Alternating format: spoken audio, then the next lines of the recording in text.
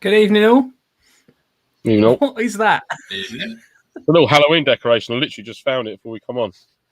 Skeletal bird, there he is. Yeah.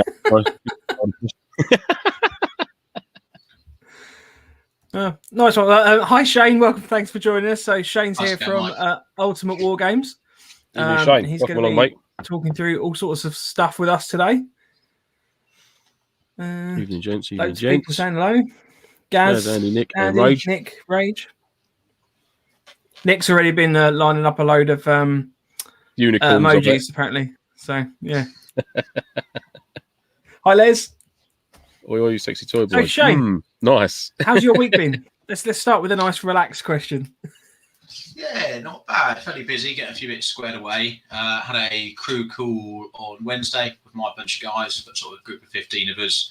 Not always make it on at the same time. Had a good week call, midweek call, an event we've got coming up at the end of this month, which is getting ever closer. So to be honest with you, it's been a week that's flown by, and just looking forward to a weekend down in Kent now. Working daytime tomorrow, then all Sunday doing more build work. So yeah, it's kind of flown by this week, and been looking forward to the weekend as always. Absolutely, mate. Fair Cool. play. Nice. So, are you based in Kent or not? No, based down in Surrey. So a place called Byfleet. It's kind of near like the A3 where it meets M25. So yeah, sort of northern Surrey really. Yeah, cool. Evening, Danny. Hi, Danny. We might as well plough into it. To be fair, unless you've got any exciting news, Lance, you want to share? Well, so I've a couple of purchases this week. Me hammock under blanket turned up, so that's always good. November Foxtrot alive now. Thank you, laptop, for that. It's always good that you're keeping up with real life. Yeah, mate, that's a couple of bit. Oh, did I mention the basher? Did I mention that last week? With the shelter system turned up for the giveaway bag, the basher, brand new DPM woodland basher with a couple of stuffed sacks. So we were very grateful for that. Yeah, I couldn't believe it. The actual condition it's in is actually in about 1 million times better condition than mine is. So not sure if to put that in the bag or keep hold of it. But yeah, so that's turned up. That's going in the giveaway bag. So that is essentially now the MilSim in a bag giveaway is complete. All the kit's pretty much in there. I think I've got 1 or 2 items from within November Foxtrot to go in there, but that's sort of like a given. It's obviously going in the bag. I just haven't seen the chief yet to pick them up. So that's the last couple of bits to go in, and that's it done. So they'll be looking forward to just finding that lucky person and to give it to. But that's it news-wise, mate. Yep. Apart from the weekend, I've got a bit of news. Killed my feet. Go on. No, I've got a bit of news. So Jake Stangroom, a chap that we spoke about previously with his Airsoft site map. Yes. He's now got it on a website, so you can actually download the map as a whole. I think you can also do like a HD map download, and I think you can order a premium poster as well. Nice. So yeah, so if anyone's interested in that, I'll put the website link up on the old Facebook in a little bit, and then feel free to peruse. So I saw that doing the rounds earlier in the week actually on Facebook. I must say it took me back many years to when I first started playing Airsoft. I say many years, it wasn't that long ago, but I remember when you first trying to find what single place source for like every single Airsoft site out there. It's like not impossible. Like trying to find places is a lot harder. So I think that's a really good idea. Yeah, so, definitely, mate. I think someone mentioned about maybe perhaps being able to get on a tea towel at some point, which is always nice and always handy to have in it. So I'd definitely be interested for one of them. Drop it around and sneak it into the mother-in-law's kitchen when she's not looking. I was just doing a little squeaky check just to make sure Ultimate Wargames is actually on the map, because I thought it'd be horrific if it wasn't. But it is. It is as good as it gets. That's why I thought I'd just better go quiet and just double check. So, James in the chat, would anyone like to buy a Belgian Malinois ideal for MilSim? Yes, absolutely, I would do. If I hadn't have already got a dog just before the first lockdown, I'd have had a Malinois. As long as it's not like it's super duper trained. Oh, it's a dog. Okay, right, cool. Yeah. What did you think it was? I had no idea. A quick Google search was my friend there. I was like, is it a tent? Maybe some sort of like, you know, the is it the Pui tent or whatever it is? The one with the bell tent with the pole. A Pui tent. What is it? It's something. I have no idea, mate. It's the one with the ponchos that you put like the. Anyway, sorry. Lavu. Lavu, that's it. Yeah, that's Polish, not Belgian. No, well, I thought that might be the Belgian equivalent. I didn't know. Just stop. Let's move on. All right. Cool. Right. Okay. So, first question, Shane. Thanks for joining us. Who are you and what do you do? Sure. So I'm Shane. I think we've covered that bit already. By day, I have one of those jobs that everyone loves to hate. So I work in the property industry, work in a estate agency for my sins. Boo, I know what it is. I've been doing it sort of 10 years now. And I kind of don't really treat myself as an estate agent anymore. I'm a head of sales in a firm in Cobham, which is kind of a really nice upmarket area. So we deal in just nice homes, and it's pretty different to what most people think sort of typical agency is. But that's a day job. Aside from that, obviously have quite an interest in Airsoft. So been doing that now for the last sort of 6 years since I sort of started playing. And now help run Ultimate Wargames. So one of the guys that are sharing the site there. So help run the site and mostly involve myself in sort of the building and sort of the battle sim, MilSim style events, more interesting stuff. I'm not really about skirmish so much. And also have my own small events company doing sort of more involved events, things like sort of themed battle sim like Vietnam, or more recently sort of modern Rust 4 battle sim stroke MilSim type stuff. Cool. So yeah, just doing more of that really, to be honest with you. So it's a bit of a mixture. Day job's boring, sort of property, but yeah, it's the Airsoft which I've been spending a lot more time on recently. Nice. That's what I like to hear. So, Cool. So Shane, how did you sort of come to find Airsoft then? What sort of drew you into it initially then? Was it like a stag weekend or something, or you just went for a skirmish day, or what was it? It's something I've always kind of been aware of, and I discovered it sort of many years ago, back when it was kind of, in its infancy, shall we say, back in the UK, in infancy, sort of in the late 90s. I first heard about it, but I never really got into it. My parents were always massively anti anything that was remotely gun-shaped. So, like, BB guns were sort of, seized the moment they got into the house after a trip to Spain, that kind of stuff. And the thought of playing Airsoft was just anathema to them at the time. So I kind of parked it for several years and didn't really think about it. And then sort of 6 years ago, a friend of mine sort of mentioned this, and we were looking at wanted to do something shooting related. I was looking at air rifles at the time and doing a bit of target shooting. And I was like, well, why don't I look into Airsoft again? And I just eventually sort of took the plunge and went along by myself at the end of the first game day because my mate couldn't make it. And just sort of, went down the rabbit hole from there, really. You know how it goes. You're in for a penny, in for a pound, or a lot more than that. Yeah, you're not wrong. And, mate. just the bit, really. I think the first 6 months, didn't really see my girlfriend much, just went Airsoft like every weekend and like just overdosed on Airsoft for like 6 months straight. And then since then, worked out what I kind of liked, did more sort of battle sim, MilSim type stuff. Yeah. Just I've always kind of known about it, but it was sort of 6 years ago, really took the plunge and got into it. Nice, fair play, man. I had that growing up without the. So we were allowed like wooden guns, but nothing that actually really fired anything. So we kind of got, my brother and I kind of got into Nerf probably around the age of 16. And then when I went off to uni, it was obviously like free reign and just like, oh, look, you can buy airsoft guns. This is amazing. Yeah, it was quite to do in my house. But I remember I actually managed to order one of the first sort of. I did buy one many years ago when I was a kid, like way before I think Yukara existed. Like I borrowed, like basically stole my dad's credit card and like ordered it from online somehow. I was amazed when it turned up. I just hid it under my bed for like 2 years, and I think sold it to a mate. I thought my parents found out. Yeah. So you mentioned you're a part owner at the Ultimate Wargames in Fulham. Talk us through that site and sort of how you got involved with that then specifically. Sure. So Ultimate Wargames was actually where I very first started playing Airsoft. And back at the time, I actually started at another site, which some people may or may not remember.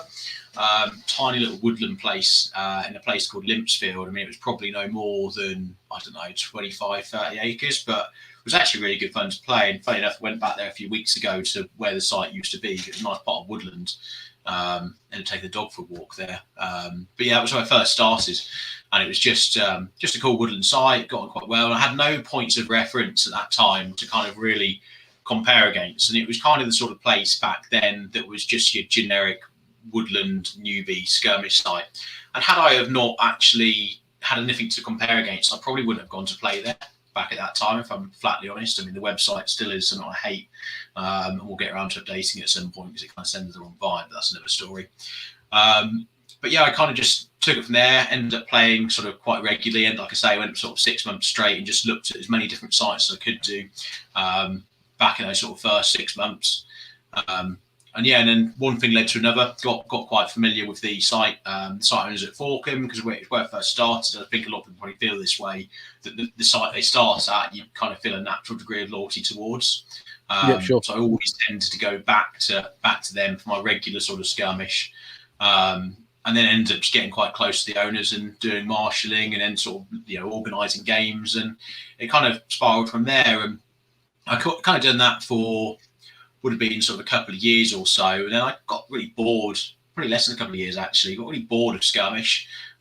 Just found that it just bored the shit out of me.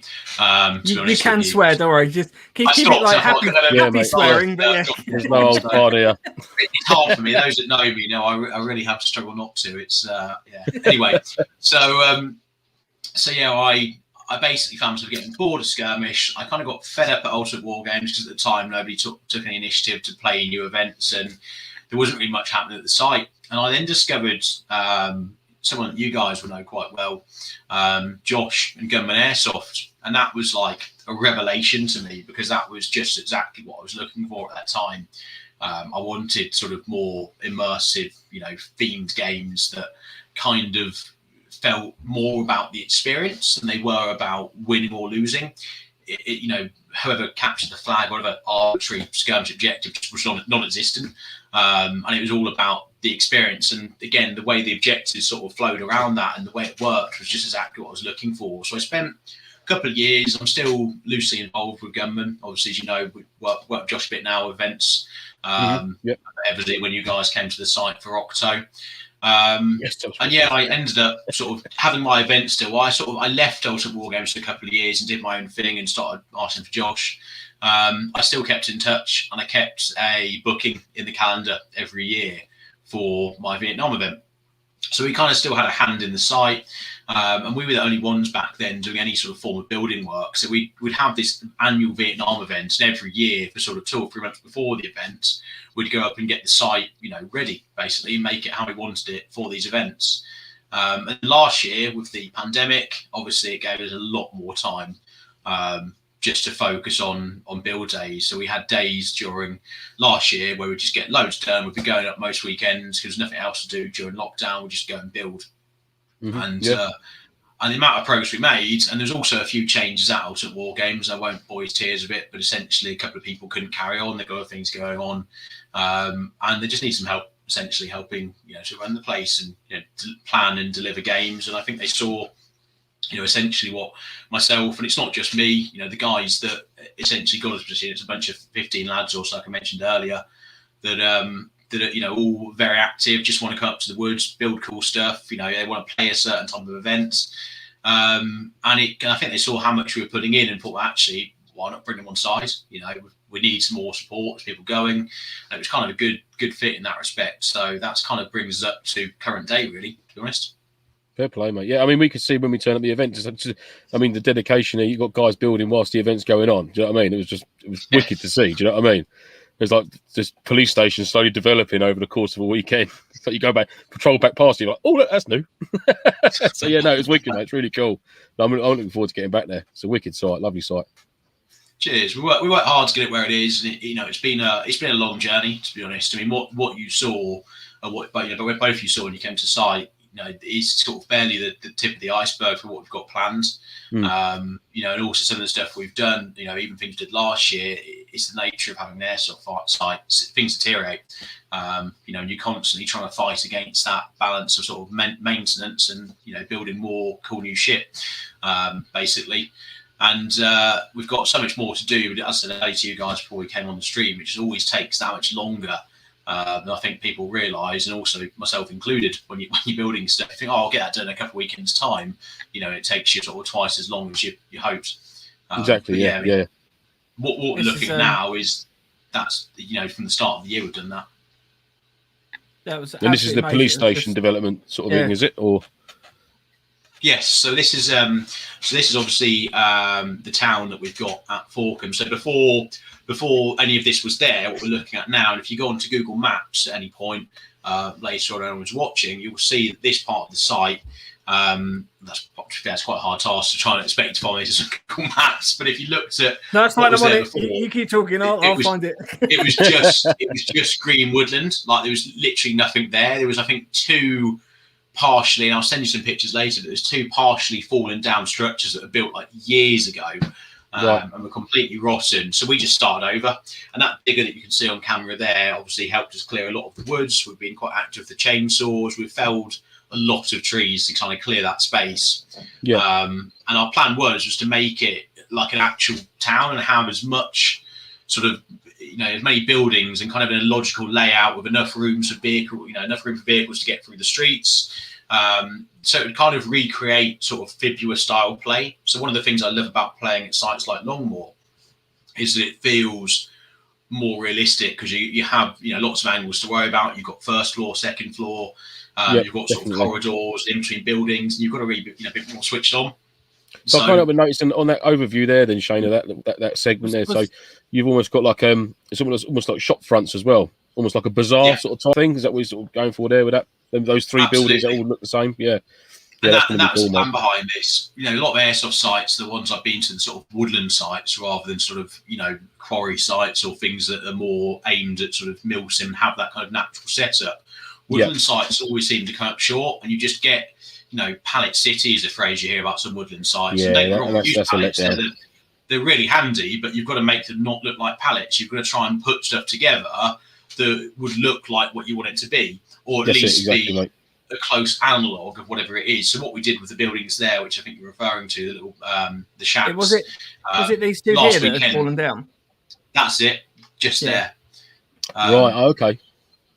But yeah, what we were aiming for those shacks is to have like sort of shop front. So last weekend when we had Blood and Soil, the Russians and Ukraine game, we actually I went to Tesco's on the Thursday night before the event, and we brought every item of sort of Eastern European food that you could imagine, and we dressed that little shop with the green roof full of like jars of pickles, sunflower seeds. Me and the gang consumed quite a bit of vodka and filled those bottles up full of water. And rightly so, safety first, mate. Say again? Said rightly so, safety first. Yeah, exactly. Well, it was consumed a fair while before the event. I mean, it was at least 12 hours. So I think. So yeah, we basically dressed that shop with loads of sort of Eastern European delicacies, and we made it that the Sid Pop in game could actually buy bits and pieces from the shop with their in-game currency that they'd earned from doing Sid Pop objectives, because we wanted to have that kind of feel that it feels like kind of a high street. Obviously, it's an airsoft site. You're never going to make it feel like real life, but it has that. Everything we do is going to be used for another purpose. So at Vietnam, that would be a noodle bar, for example. That's quite, it's just going to add that element to it, isn't it? You know what I mean? Of interaction as well within a game. Absolutely. Things that just knocks about pallets and you call it a random name doesn't necessarily mean it's a police station or that it's a shop, whatever it is you want it to be. It needs to look like what the event organizer tells me it is looking like. And the buildings can be dressed for lots of different things. Like the police station we were saying could be a hotel, or it could be something else at Vietnam, whatever it needs to be. But it all comes down to how you dress it. As long as you can kind of have a bit of artistic license, I think it goes a long way, really. Definitely, mate, definitely. So with that map there then, Shane, just quickly, I'm guessing the bottom of the image there, that's the new police station. Is that right? It's under construction? That L shape is that to the right? That's going to be, I'm not even decided yet, to be honest. We just wanted to make a big L-shaped two-story building, and it's going to be essentially a series of shop fronts. So there'll be like sort of two shop fronts facing the police station, and then that one on the sort of the far corner away from the police station is just be one sort of big store and room there, and that's going to have the staircase to the first floor. Okay. But yeah, I just wanted to build some really sizable sort of two-story buildings, and that's one of two of those designs that are going to go in. There'll be one opposite it, and there'll be another two-story elsewhere. But I want to end up with lots of two stories. Is the plan. So it feels like I say more like Fibula style play. So you're going for like a full village / town sort of population centre sort of type thing.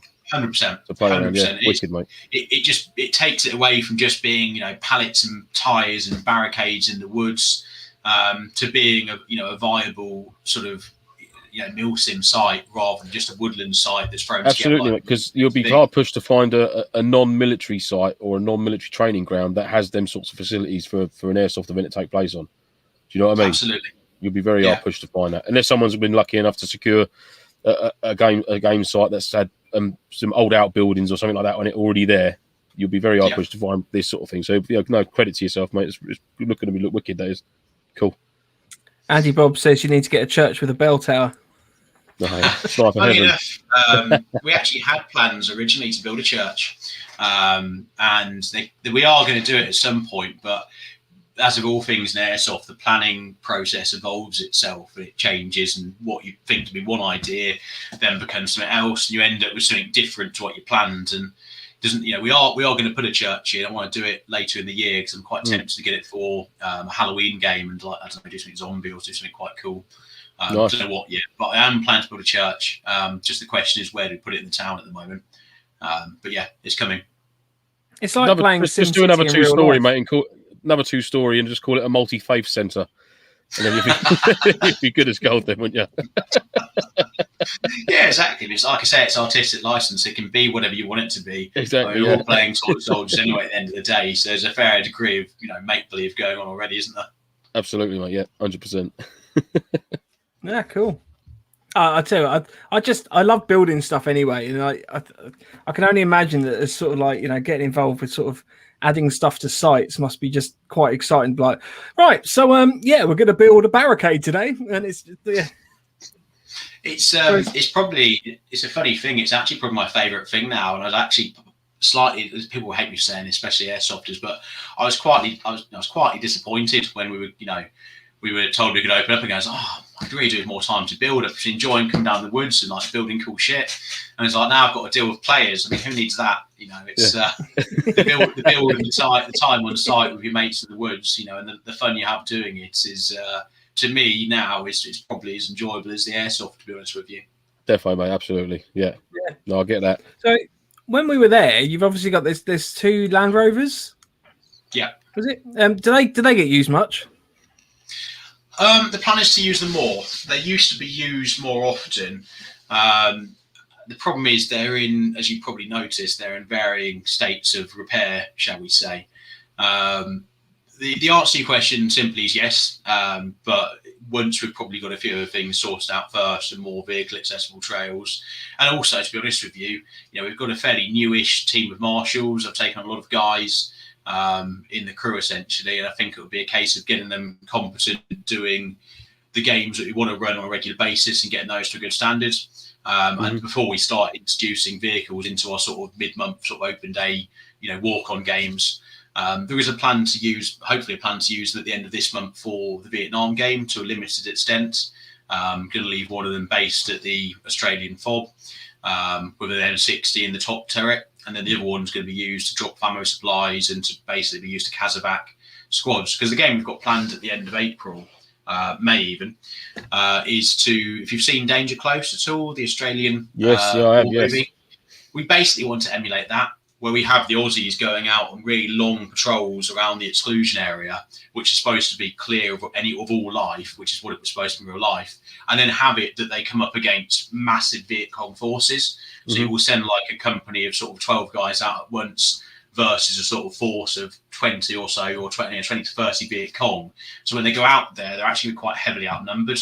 And I want to have it so they come under heavy contact. They have to try and hold their ground as long as possible. And one of two things will happen. They'd run out of ammo, or they'd need to get rescued because they'd lost half their squad and need to get evacuated out of there. And that could be, 1,500 meters at the other side of the site. So the vehicles would be actually valuable to go in with the top turret going, full whack with the M60 blasting away, and they're waiting for, rescue to come in. Kind of similar to, how the film went in Danger Close, really. Yeah, definitely. So, yeah. That's cool. Sounds cool. So is that with the FilmSim? Gunman. Yeah, that's type. Probably more film sim, battle sim type games. To be honest, it's going to be a continuous sort of 8.5 hour event, which is about as much as you can. Don't hate me for this, guys who play in Vietnam, but I think you'll say this is a fair assessment. But that's about as far as most of the players can last to anyway. To be honest with you, especially after months of lockdown. It's a very different kind of player base than sort of modern Battle Sim or modern Rust 4. So I think they cater more to those events for the social anyway. So that event will end at 7 o'clock. It will start at 10:30. It will end at 7 o'clock. You get 8.5 hours, which is the longest continuous NARM game you've got at the moment anyway. Then the evening, the NARM players just normally want to get the campfire going and open a few beers and stay up too late and regret it the next day when they've got a hangover. So it's it's different. So it's probably more film sim than MilSim. Probably bordering on Battle Sim, but it definitely isn't MilSim. Yeah, no, that's fair enough, mate. Cool. No, it is what it is. Yeah, absolutely. I mean, we did one MilSim. We did one NARM event at APOC, and that obviously ran.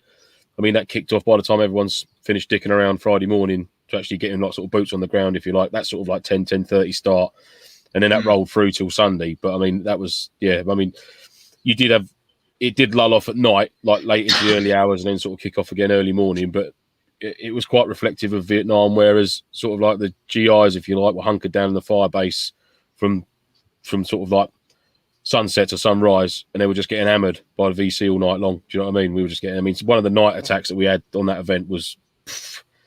I mean, I dread to think how many BBs were shot during that contact, but it was absolute chaos because we had America. Well, the 7th Cav had green tracer, and I think the Viet Cong and that had red, and it was like Star Wars at one point, just absolute chaos. It was good fun. That was the last Vietnam event I'd done, so it'd be interesting to do another one at some point. That was a good crack. It's a good alternative to other stuff, really. It's one of those kind of events that I find they're just naturally quite immersive, and everyone makes the effort to go in the right gear, and of the right mentality as well. They can be just absolutely amazing events, and you get some silly sort of interaction between the players, like some good role play, some questionable accents, shall we say, and just some good banter, really, to be honest. But it's good fun. But it's I think for me, when you're there in sort of the heat of the moment, and you're sort of, especially with woodland sites. Shane's just dropped off. Shane appears to have disappeared. He literally just sunk into the bottom of the screen. Anyway, there we go. There he comes. Sorry, lads, lost you there. There he is. But especially with woodland sites, it's one of those things that actually work phenomenally well for. In most cases, I would never say a woodland site is better than a sort of quarry or a fibula. But for NARM, when you're going through thick roadies and you've got your greens on if you're playing GI, and then suddenly you see like someone in sort of NVA attire and just come out of the bush, and for me it just feels a lot more immersive because everyone in the Vietnam scene I find kind of makes that effort really. Definitely. It's great fun. Yeah, nice. So it was quite cool. Where you get a lot of bracken coverage on the ground, and have a whole the team we usually go up against, the Misfits sort of residents at APOC. Just seeing sort of 20-25 straw rats just slowly raise up out the bracken, and you'll think, oh shit! You just sort of like stop and go, oh no, here we go. I always find it really interesting the sort of the feedback we get from the American players versus Viet Cong, because it's kind of a really broad spectrum between what you can end up with. Josh's events tend to be quite strong on Americans. Same with Den. I don't know if you know Den. He runs a game called Dust Off. And you always get a very good American turnout, but we've always been quite strict on limiting the numbers of opposing forces. But even when you don't have, mega numbers on the American side, we played, for example, Josh's Vietnam game last year in September. We must have been probably in the region of 2 Viet Cong to 5 Americans. So you're normally outnumbered, but because of the the nature of play, you're just wearing like a 3-cell Chi-Com and you're carrying an AK and that's it. You can be a lot more mobile, and you're up against sort of platoon sort of strength numbers of Americans, and you can just go off in a group of 3 or 4 Viet Cong and have like horrendous ambushes and just force massive numbers and just bug out, and come back again sort of 10-15 minutes later and repeat. So it's a very interesting sort of way of playing as well, because it's a lot, you try and recreate kind of that natural style of combat that would have happened at the time anyway. So it's this is guerrilla warfighting, isn't it? Basically, that's all it was. Well, we had feedback we had feedback in September. They felt they were everywhere, and there was the best part of sort of 70 Americans and 35-40 Viet Cong. So if you use it properly, it can be quite powerful. It's good fun. Yeah, absolutely, mate. Yeah. No, I did enjoy that event. And it was nice to go back to just iron sights only, no modern scopes, nothing like that. Literally iron sights, no night vision, no thermal. It was nothing. You had not even tactical lights on your rifles at night. It was like an angled lamp or a handheld torch, but that was it. There was nothing else, no bells and whistles. It was really back to basic stuff, which was wicked. Just to take it all off, you know what I mean? No worries. Yeah, that was good. I've not done a Vietnam event. I'd love to do one. Does sound. Yeah, I think you'd enjoy it, mate. It is a good crack, mate. Yeah, it is a good crack. Yeah, it's definitely worth trying out. Anyone that's thinking of doing it, I'd always say try Vietcong first, because I've done the whole thing. I've done American, I've done the Navy SEAL role, I've done Arvin. And for me, it is Vietcong. And for anybody who's trying to dip their toe into something new, you know, you're talking probably, I don't know, 30 to 40 quid gets you a loadout. You know, you try 15 quid, you can get a basic set of, you can use, the old British Army or Austrian Army, green shirt, and because you can go as MVA, or you can get a PIF helmet for like 12 quid or a boonie hat. You don't need a lot. I think the biggest barrier is normally the weaponry. And this is what I always say to someone who's new to Airsoft, is getting in or looking at more than skirmish. Always pick up when you can anything that's worth on your collection. It's just a basic AK. An AKM, AK-47, or a VZ-58, something that's like in every war zone ever. You can use it for like Cold War, you can use it, covers a multitude of sins, doesn't it? Exactly. So I always think that that's always the easiest way. It gets up an AK, you'll be able to do so much other stuff, and then you're just spending 30, 40 quid on cheap second-hand surplus that you'll be done basically. That's it, mate. Exactly that. I'm still waiting on the AKs being built at the moment. I've got a Stoner MK63, so I'll definitely go on the American side for that one. Nice. A beast, a bit of kit that is, yeah. Let's just jump in the chat for a bit. So Rage said, in terms of the there was the map of all the Airsoft sites. He was on Reddit with that about a month ago. It looks cool. And Nick says, ideal Xmas gift is a tea towel. Rage says, why do all these events happen down south? Do you hate the rest of the UK? I don't think that's the case. I think maybe I don't know. I know looking at the mateys sort map that he's produced, though, it does seem to be there's a predominantly a lot more sites down south as opposed to sort of the further you get north. It seems to thin out a bit with Airsoft sites, but I don't know really. You'd have to come down and visit us more, Rage, mate. You have to get yourself down south. Maybe get yourself a little holiday retreat down here. Yeah, or invite us up to you, and then we'll go. Yeah, that'd be cool. Find an event. We'll Nick says Uni Grant and Airsoft equals lots of guns. So I get that totally. Joe sent you a duck. Standard duck. Yeah. Evening, Joe. Thanks, mate. Nick was asking whether the building work was incorporated into the game. So it wasn't at Okto. It was. We were told that there were civilian contractors in the area. But I don't think maybe doing the building would have taken too kindly to getting swapping a BB in the side of the head. I certainly wouldn't have done it to him anyhow. Andy says, I've just finished building a 2-story watchtower for Rift Airsoft. So if you ever need a chippy that's used to working on Airsoft sites, hit me up. Nice. Tend to put a message off chat. We can always have a chat about that. We tend to award our workers with a free game.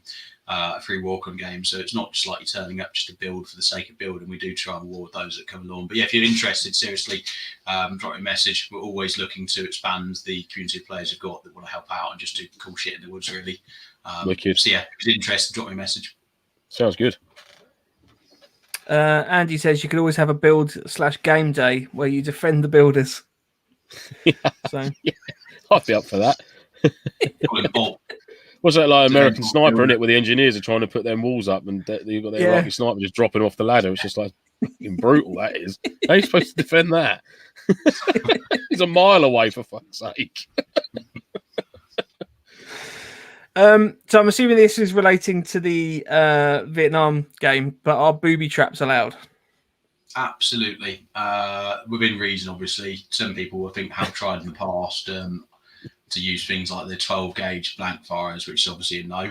But yeah, provided it's like a Mark 5 sort of maroon, or it's a 9mm adapter you've got for those. Because I get it, those trip gauges are cheap, but equally, people like to be able to hear and not, get blasted with 12 gauge blanks. But you can get adapters for them. So yeah, within reason, booby traps are allowed. certainly on the Viet Cong, highly encourage them because it's very cool. And we do try and encourage a lot of people to get into the mindset of doing a bit more hit and run, and booby traps play into that quite nicely. And there's nothing better, honestly, one of the best feelings in a game when you're playing Viet Cong. You've got your boys, around you, and you're sort of laying in the long grass, waiting just until the Americans get right on top of you.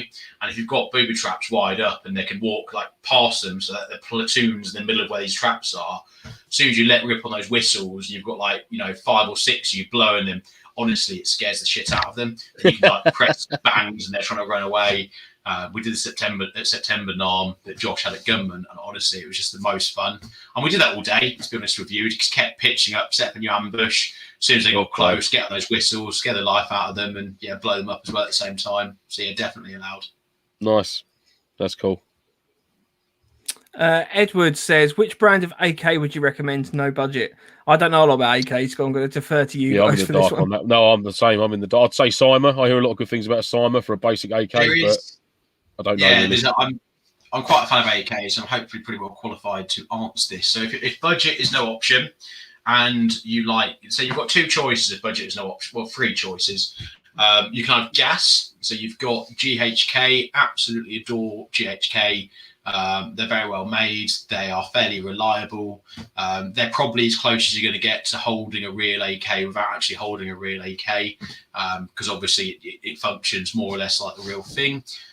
They're very easy to sort of maintain. The only kind of problems I have, and this kind of makes it feel even more like a real AK, is that, despite me saying they're reliable, you do get the occasional BB that doesn't end up in the chamber and you end up getting a jam. So then your mid-firefight, shit, I've got, you clean your mag, take it out, and you've got to try and clear it. So, it's properly realistic. Yes. Although the downsides of that is, but then again, if we're saying money's no option, it's not really a downside. But for most people, the mags are quite prohibitively expensive. You buy them in the UK, the mags are going to cost you 65 to 70 quid per mag. And they're sort of, I think, 45 rounds each. They're not a pleasure to load. You can get them from WGC, which will be slightly cheaper. You'll pay sort of between 45 to 50, I think, by the time you factor your import. So that's your gas option. The other one you've got is obviously electric. Now, if you go for AEG, you've got 2 choices. You've got at the top end, you've got LCT or you've got E&L. I would probably say LCT is slightly better than E&L. For the internals, I prefer E&L externals if you get the platinum range, because they're made of proper steel and they really are quite heavy. They're great looking guns, but I just find the internal quality on them, the hot unit in particular, is not the best. I had a few issues with it in the past, the ones I brought in and sold, that they come with import springs as standard, because you have to then sometimes change that or look out for that, because they really drop the power through the floor on them. But LCT out of the box, you might sometimes find they're hot, but normally they're around about sort of 340, 350 FPS, and they just work flawlessly. And the externals are amazing. And if you don't want to spend mega money, you've always got Cyma, and you've always, or Cyma, how you pronounce it. And they just work horses, but you don't quite get the quality on the externals. They're a lot cheaper, and some parts are more prone to breaking because it is cheap metal really. Whereas if you go E&L or LCT, you're going to get steel, and it's going to be a lot more durable. It's going to feel more realistic. It's going to look more realistic. So they're kind of your options. To be honest, I don't think I've missed off there. So yeah, I'd either say electric, LCT, gas, GHK.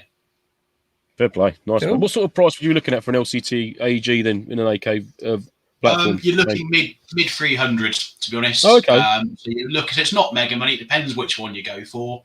But you're looking early to mid 300s. Second hand, you're probably looking, a shade under 300. They hold their value pretty well. So you're probably looking mid 200s for okay second hand LCT. E&L you can sometimes get quite cheap. I know that one of the wholesalers for quite a while was stuck with a lot of their stock. So those were on offer for a long time from a particular wholesaler. So those were quite cheap for a while, but they seem to have disappeared now. So E&L, you don't normally tend to find them quite as cheap as they once were, but they're just as good in most cases as LCT, but just not quite as good. But they're close enough. But you're looking really 300. So you're looking sort of an extra 130, 140 quid for something nicer than Cyma. Right. Lance did his classic. Oh, so how much is that? Cogs are turning. No, they're not. They're not turning. The cogs aren't turning. Like, stop it.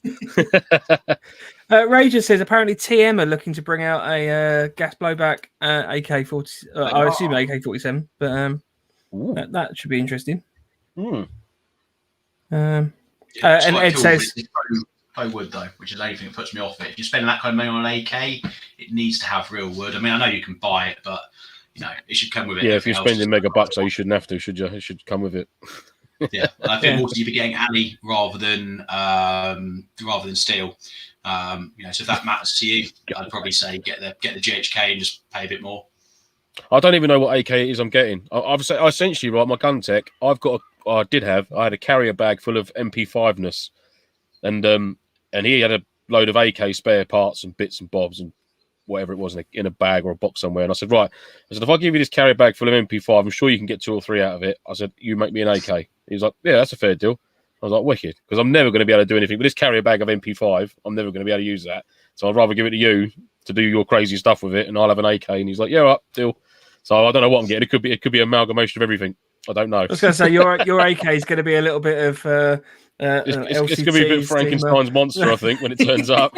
Master, just a random bit of M14 thrown in. Yeah.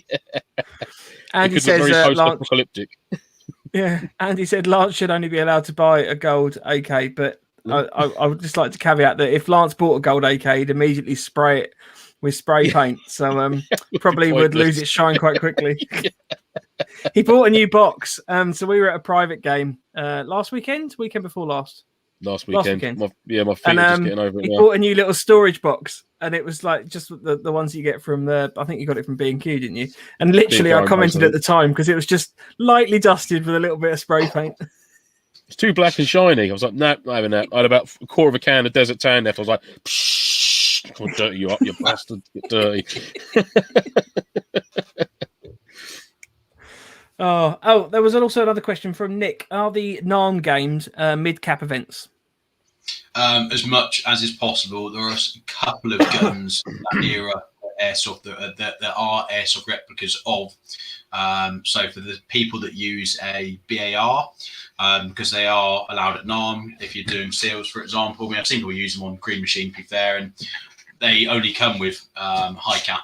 So if you've got a gun that will take mid caps, we want you to bring mid caps because it needs to be, and it also, it has to be. We want it ideally, if possible, real cap limits as well. So even if you've got 120 round, mid cap, if you've got 10 of them, then put 30 in each mag. The limit's 300 rounds for a rifleman, and if you've got more mags to do that, then great. Put sort of 10 pumps of a speed loader into each one, because what we want is your mid firefight, and you've actually got to worry about changing mags and your ammo count, because that builds into the into the experience of the game. So we like mid caps. We like them even better if you can fill them for the real cap limits. So yeah, it's nice. It works better obviously if both sides are on the same page as well. Because I mean, I've had it personally where I've done the BB count using obviously a little small speed loader, and you've gone up against a guy you could be engaged in a firefight, and it's just like, Christ, I've gone through 3 mags now. He hasn't changed yet.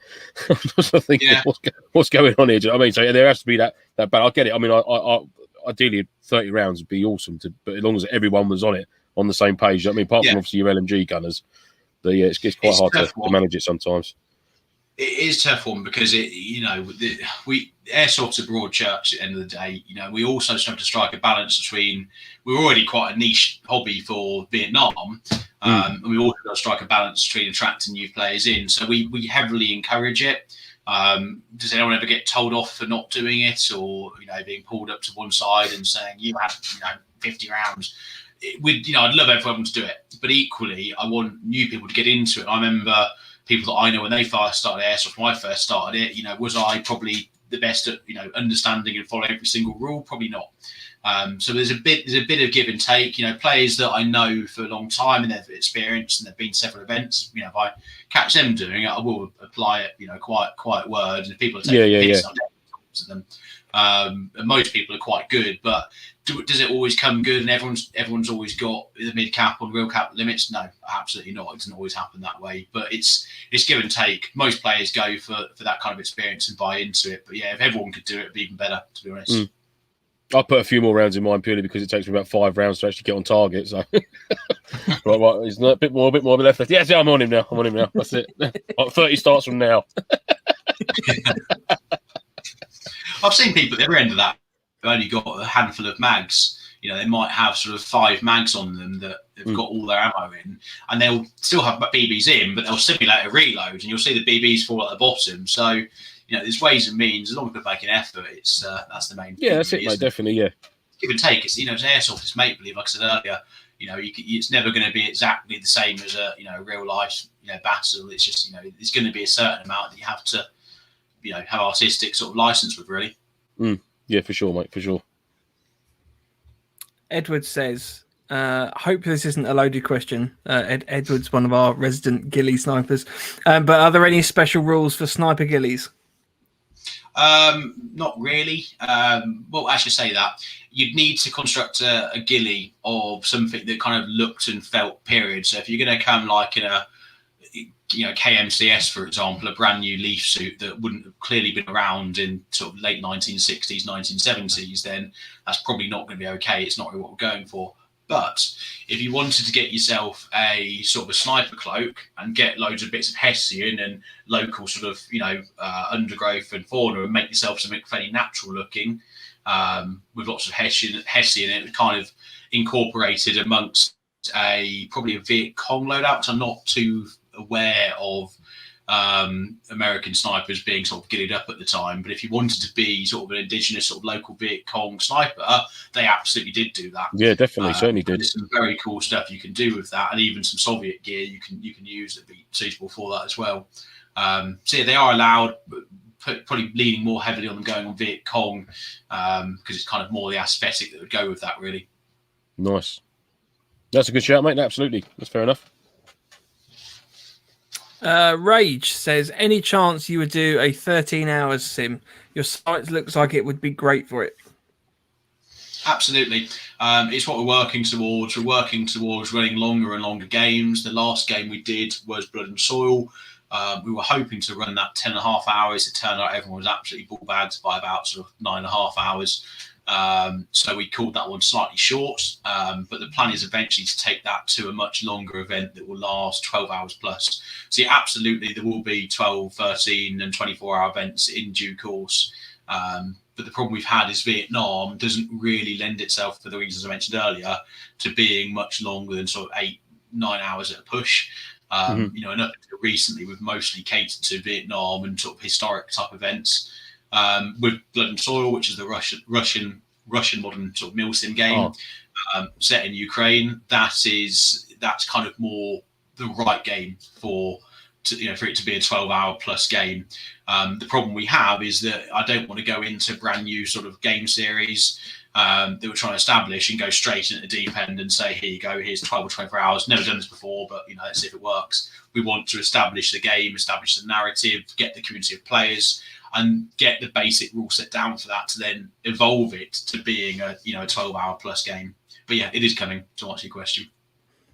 Rage, sorry, Rage meant the film. Take the idea from the movie. 13 hours, Secret Soldiers of Benghazi, isn't it? I think that's what he's getting at.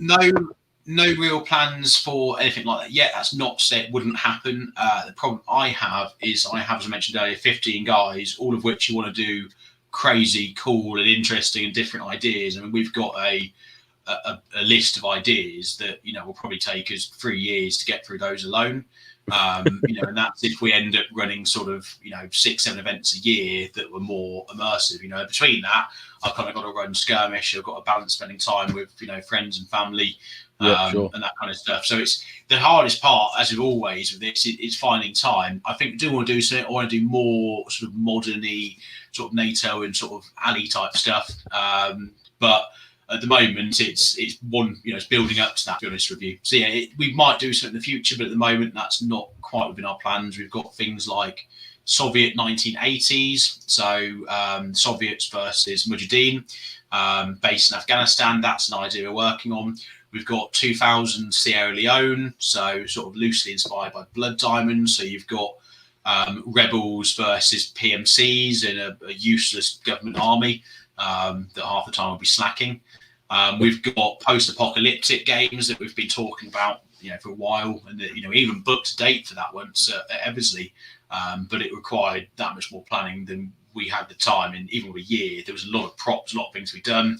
So we shelved that. So the last thing we want to do is plan an event, hire an amazing site, and not be in a position to deliver what we hoped. So that's still being worked on, but there's lots of ideas. And it's even sort of more 2000 sort of, Gulf War type stuff that we're looking at as well. And I even want to do some Cold War, and some stuff like Falklands. So we've got lots of stuff going on. We tend to be more historic and, past or, past recent conflicts. That makes sense, sort of 70s, 80s onwards, nothing sort of World War One or World War Two, but more recent-ish historic conflicts. But yeah, there'll be more coming, but at the moment, that's kind of where our mind's at. Fair play. Yeah, cool. So, if you had an unlimited amount of money, like literally the pot is endless, and there's no sort of like planning issues or anything like that, what would you love to introduce to a site that you haven't been able to achieve? How long you got? Yeah, exactly. Yeah, you have to pick one thing. What would be like the crux? Yeah, what's the main thing? You can have two things. I would probably say a full-on tunnel network, because you could do so much with just an amazingly expansive tunnel network. I mean, for me, for Vietnam, that would be just dream come true. If you've got Viet Cong just like sneaking around through tunnels and doing cool bits, and you had to go and have different little access hatches all across the map. That'd be quality. Yeah. Definitely. You can do some really cool stuff with that. I think that would be something that no other site has ever really done. So I think that would be quite cool. I think the other thing, and it's, there's other sites that do this already, but it still would be very exciting for me, it would just be vehicles, more vehicles, BMPs, that kind of stuff.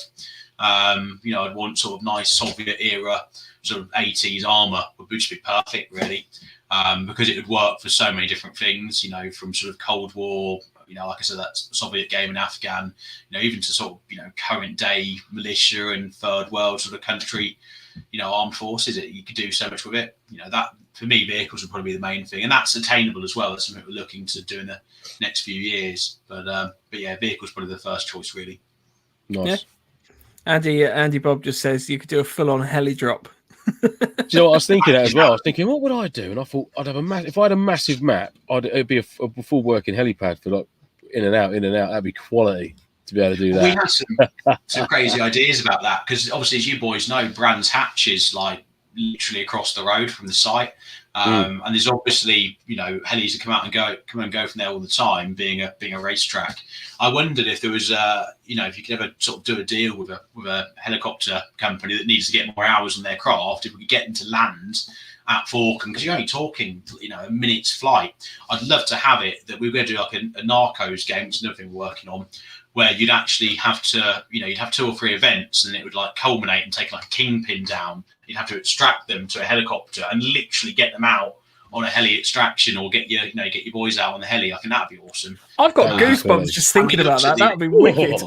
We just get a minibus across the road at Brands Hatch. Wouldn't then put the price through the roof, because you're only doing a short flight with a company that needs to get more hours on there. Imagine if there was the heli putting down at Brands Hatch, and then some kingpin gets off with the PMC all tooled up.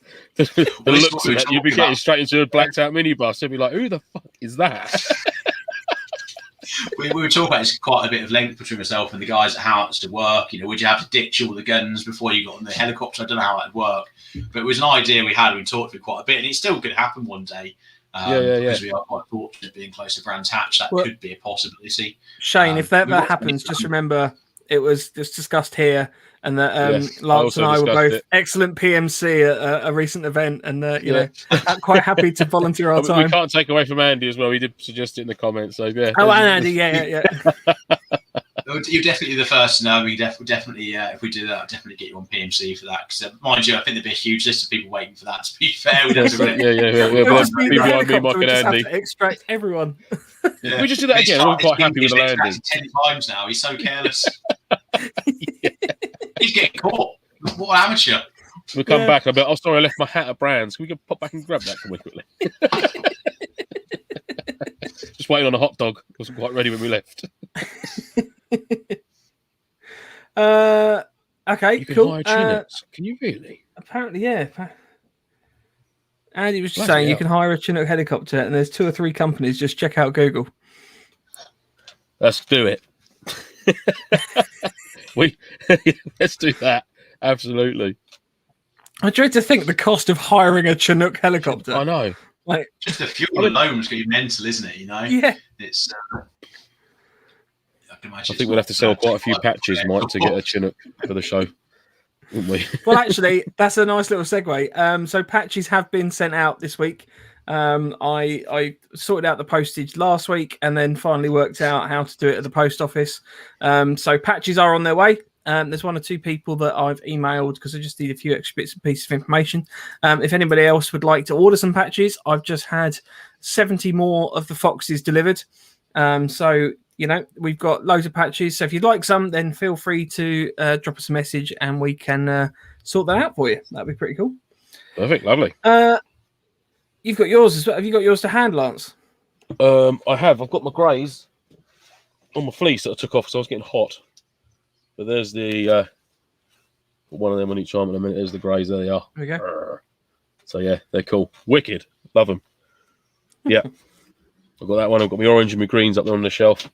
And then I've got my bad. Oh, there you go. There you go there. Walnut. There you go. I'm a bad knifo. So there. Yeah, watch yourselves. I'm a bad one. So yeah. Andy says cool. Apparently for the Chinook it's about £200 an hour he looked for his wedding. That ain't bad, really. I thought it'd be a lot more. That's not bad for a Chinook helicopter. Is that an hour on station, or is that an hour getting to wherever he's got to come from, included that's in just that? The fuel, right? That's got to be the fuel. £200 an hour. So yeah, but I'd want it from when he touched down. Then I got on it. That's when my time starts. Yeah, I'll have to get that clarified. Even if it is fuel, just have it like stay there for ages. Just I'm not being funny, but if I'd happily chip in for that for an event. That's not a lot. That's actually, if it is in that region, that's actually viable to do something with, to be fair. Because obviously the amount of people you can get in a Chinook is... Was it 30, 50 guys in the back of a Chinook, isn't it? Yeah. If you've got 10 people in there, I'm sure they'd all pay 20 quid each just for that alone at the end of the day, wouldn't they? For that money, I'd want one for myself. Andy says apparently it's total, including travel time. Blimey, this might have to be something we look into quite seriously. Andy, yeah. I'm really... Yeah, man. No, it's £200 an hour. I'd borrow that to go into my groceries, to be honest. That'd be great fun. Yeah.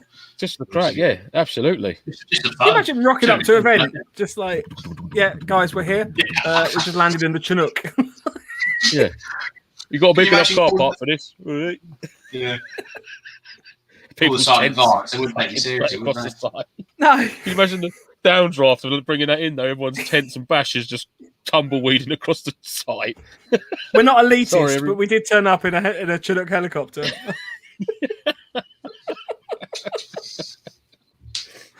Oh, awesome. Ed says Lance needs one for himself and all of his gear.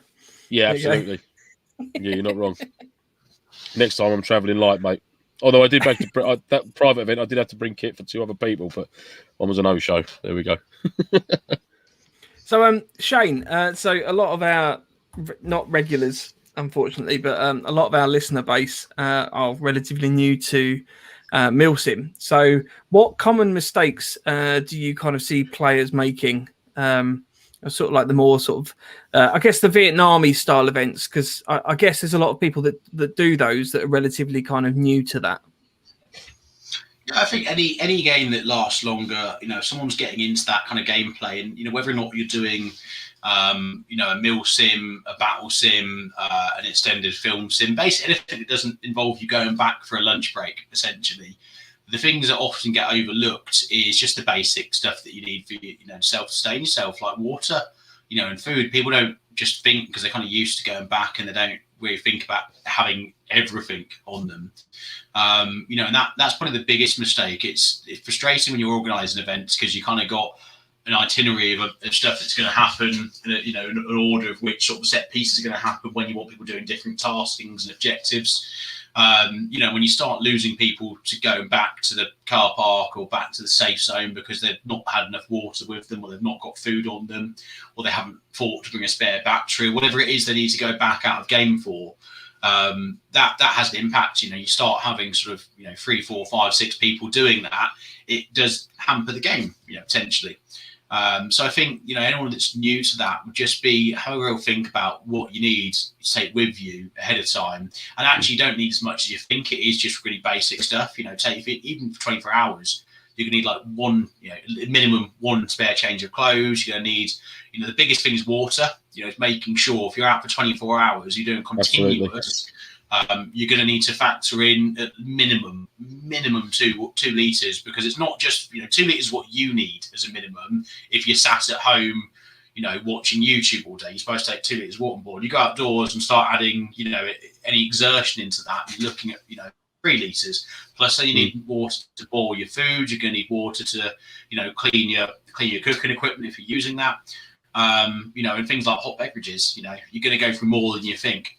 So the biggest thing is especially the time of the year, like your Vietnam events, you aim to have them more in the summertime and that. So the climate, temperature, the kit you carry, and it's going to make you more exhausted. And that water's massive. And I say this as someone who's made the mistake himself of not having enough water and ended up stupidly dehydrated, and it is just not a pleasant experience. You don't want to be that guy who sat there with the world's worst headache and dry mouth and just not be able to focus because you just haven't done something as basic as drinking enough water. I've been dehydrated badly once, and it was just the worst experience I've ever had airsoft. It was horrible. I got really badly dehydrated once. I wouldn't ever recommend it. So water is probably the biggest thing. If you prioritise nothing else, plenty of water. You can last for ages without food. Like, really, you're not going to starve, but you are going to mess yourself up quite badly if you don't drink. So yeah, make sure you've got this water. It's probably the one bit of advice I'd impart. No, it's a good shout, mate. Absolutely. Yeah, I know. The first time we did a MilSim, my brother was absolutely flagging on his feet, hadn't eaten anything all day, and he's like, "Oh yeah, no, it's fine. Just don't worry, keep going, keep going." It's like, no, just have some chili, you'll be fine. That's it. Because you start recognising the danger. You start getting a bit narky, you get that little bit of a headache at the back front of your head, and then you start getting a little bit narky, and you think that's when you can spot the signs. You know what I mean? Before it gets too bad. Yeah. Just get a load of water down you. There's other people as well. It's the people that are like, they won't admit to themselves that they just need a break or need a bit of food and stuff like that. Then you're just running about. You kind of got does take someone sometimes just to go, have a little sit down, have a little bit of food and stuff, just to. Yeah. Was it someone said to me, if someone does go down with dehydration, it's the threes. It's 3 sips every 3 minutes for 3 hours or something like that to bring them back up at a nice gradual.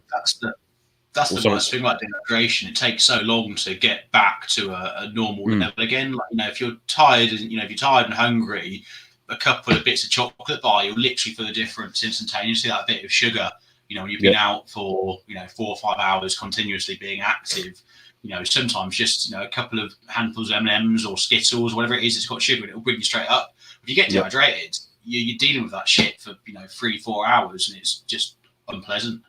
You can't just drink sort of a litre in space of 2 minutes and expect to be all right. It's going to take a long time before you start feeling yourself again.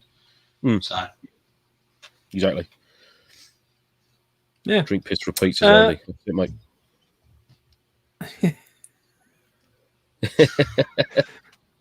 Simple as that, isn't it? Really, you can't say any easier than that, can you?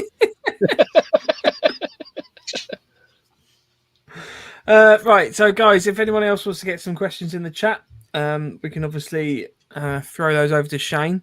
I did have some other ones prepared, Shane. So what for you determines a good event? Good question. There's a lot of factors. I think the main thing is probably different for me from a point of view of an organizer, as it probably is from somebody who attends, but I think more or less we're looking for the same thing, but there's different takes on that. No event is perfect. You're always going to have an airsoft, no matter how good the event is. There'll always be one person that might think that somebody didn't take a hit or something didn't quite go perfect, no matter how good the event.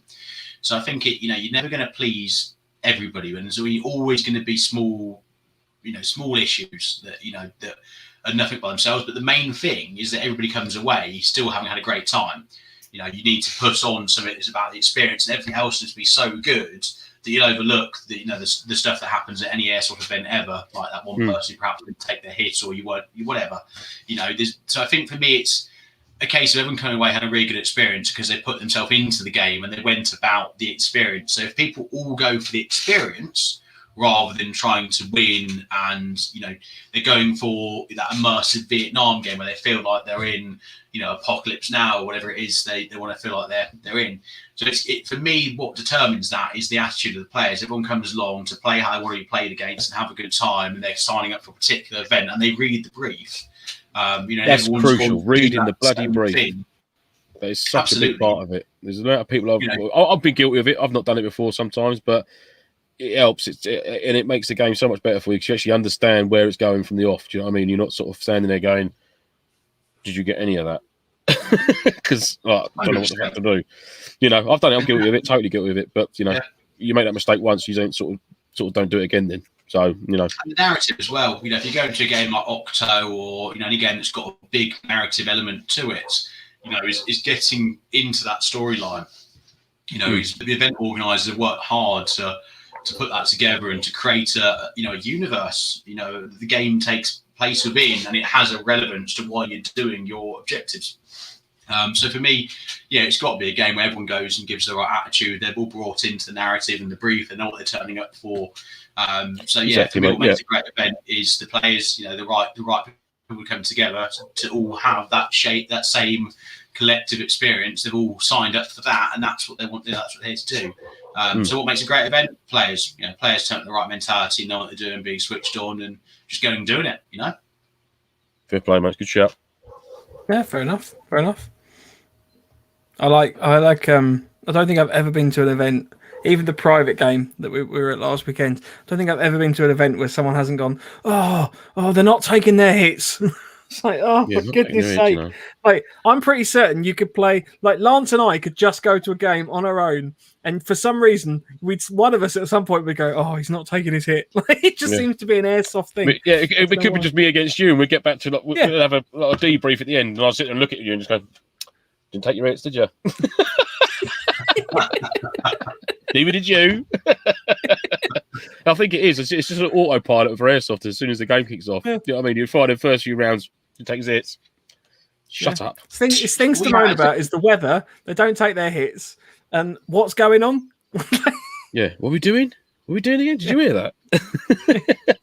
That's it. You just get them, especially on the skirmish days. That's why I tend not to do many skirmish days at all. But you'd be sort of stuck at the back of the crowd, sort of trying to listen in like that, talking bollocks with your mates at the same time, and then it'd be like, well, everyone happy with a brief? Right, we'll get started. He'd be like, what? Hey, hang on a minute, what's going on?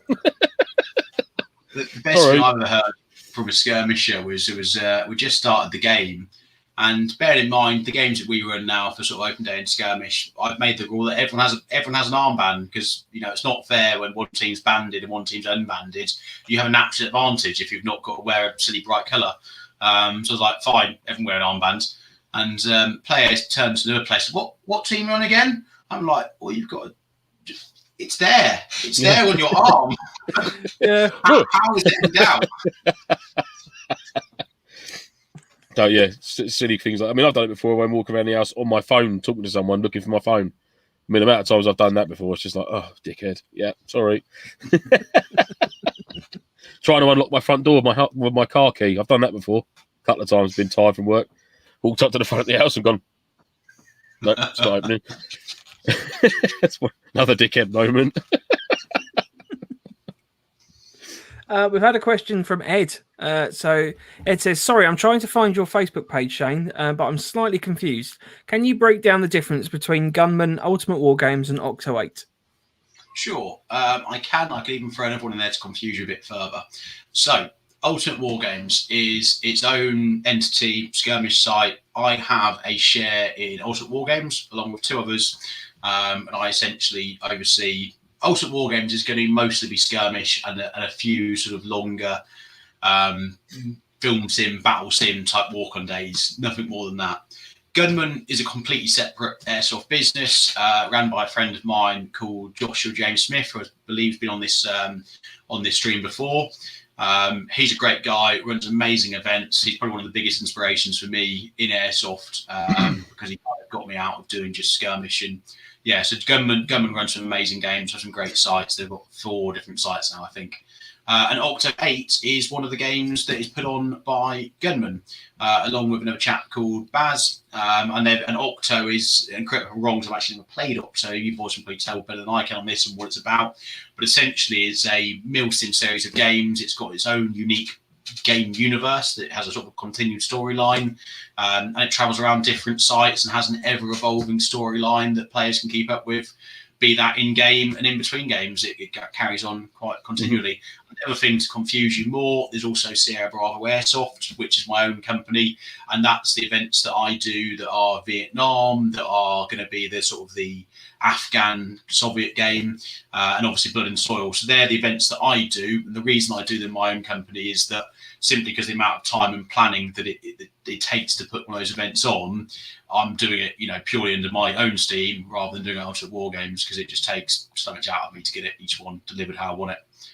So yeah, I want to be selfish, take the credit for it rather than just put it in the Ultimate. Ah, fair enough. Yep, fair play, mate. You're going to put the effort in, get the effort out. That's good. That's it, exactly. My baby, this is my baby. Yeah. What? Pretty much. No, fair play, mate. Cool. Well, I think that's probably it for today. So thanks ever so much, Jane, for joining us. It's a real pleasure to have you on. Yeah, it's been fun. In terms of next week, I think we're doing torches and illumination. So all these things to brighten up your life.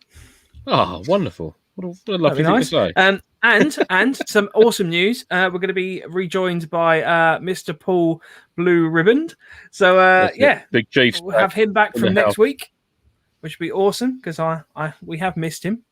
Yeah. Have you got anything else?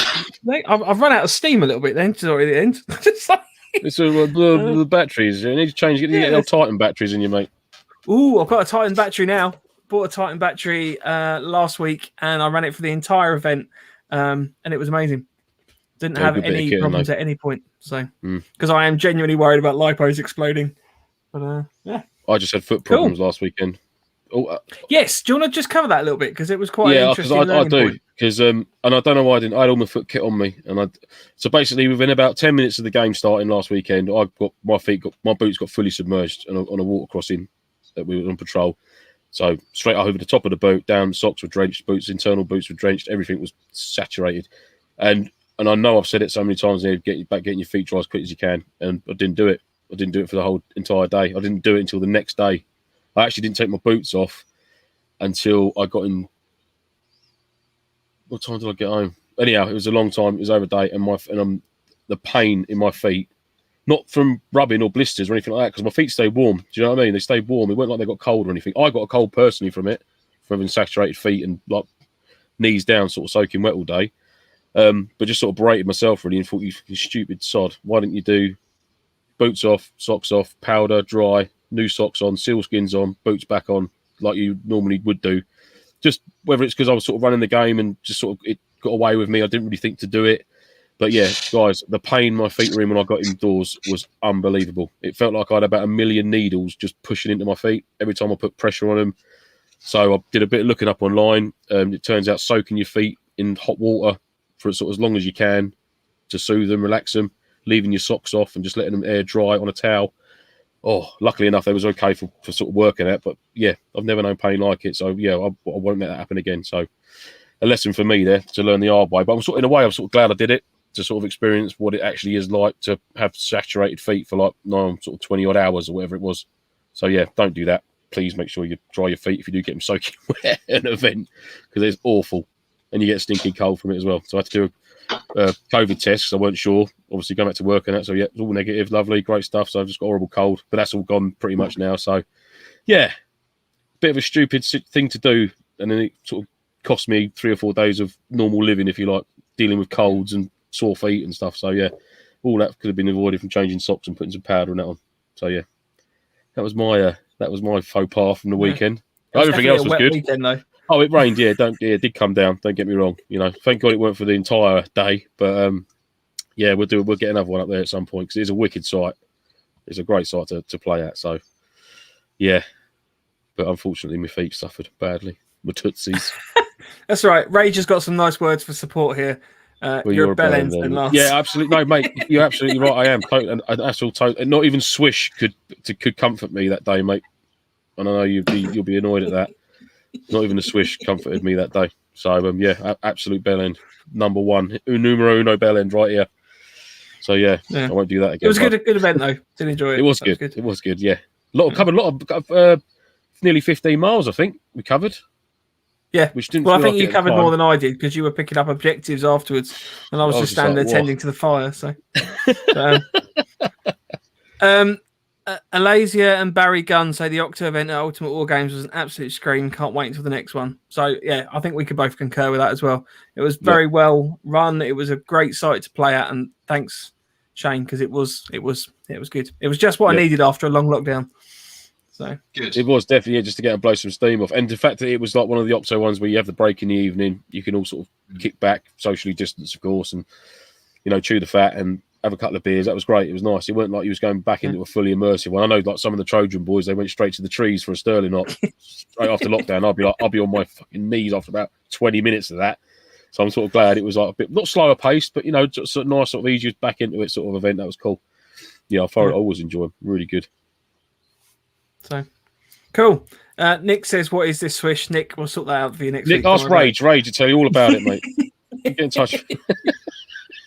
And Andy says, "Smacky bottom for Lance." So yes, absolutely. And on that note, we'll say goodbye. Thanks everyone for joining us this week in the audience. Thanks again to Shane and obviously my excellent co-host Lance. And hello, Lance. We will see you all next week. Yes, good night all. See you later. Cheers, guys. Cheers, guys.